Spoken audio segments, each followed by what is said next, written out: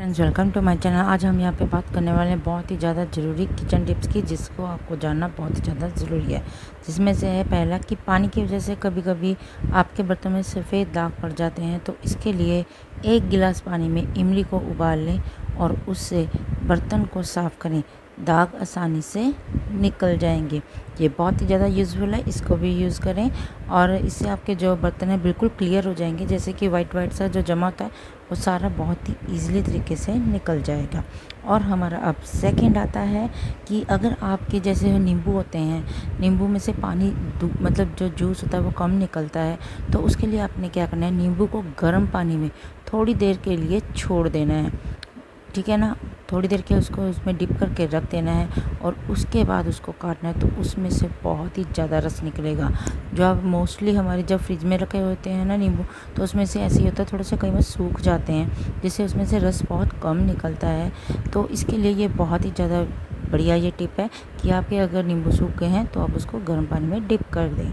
और उसके बाद हमारा जो नेक्स्ट है वो बहुत ही ज़्यादा बढ़िया है, वो तेज पत्ते का, कि सूखे तेज पत्ते को चूरन बनाकर दिन में 2-3 बार मंजन करें।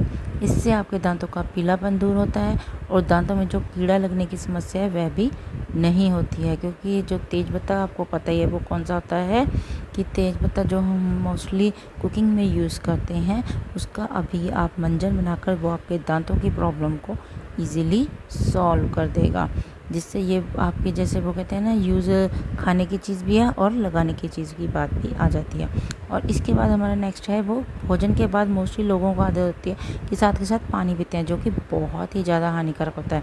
इससे पाचन जो शक्ति है हमारी बिगड़ जाती है, जिससे हमें कई बीमारियां लगने का खतरा भी होता है। हमेशा जब भी आपने पानी पीना है, हमेशा खाना खाने के 1 घंटा बाद भी पिएं।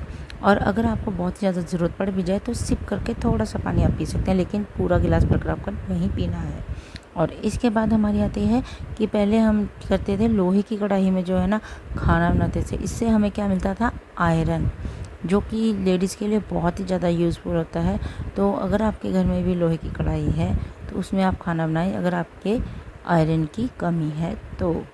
नॉर्मली नहीं तो और भी कढ़ाइयाँ लोग यूज़ करते हैं, लेकिन पहले ज़माने में लोगों में आयरन की कमी नहीं होती थी। उसका कारण ये था कि वो लोहे की कढ़ाई में ही खाना बनाते थे।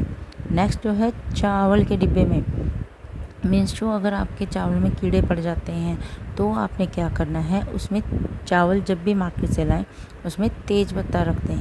तेज़ पत्ता आपको पता ही है, मैंने पहले भी बताया हुआ है, जो हम चावलों को बनाते हुए उसमें डालते हैं, तो वो तेज़ पत्ता इसमें डाल दें। इससे कभी भी चावलों में कीड़े नहीं लगेंगे और चावलों की खुशबू भी इसमें बनी रहेगी।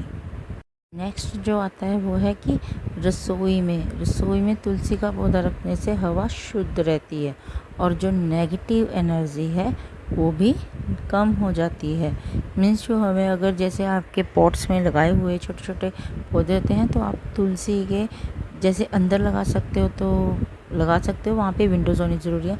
अगर आप अंदर नहीं भी लगा सकते हो, जैसे कि रखने की जगह नहीं है, तो आप तुलसी को बाहर जब खिड़की वाले साइड, बाहरले साइड पे भी लगा सकते हो।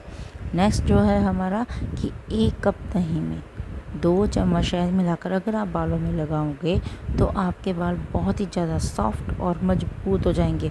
इस तरह से लगाने के बाद आपको अच्छी तरह से जड़ों में लगाना है इनको, दही को जो शहद में मिलाई हुई है, तो उसको आपने 1 घंटे के लिए छोड़ देना है।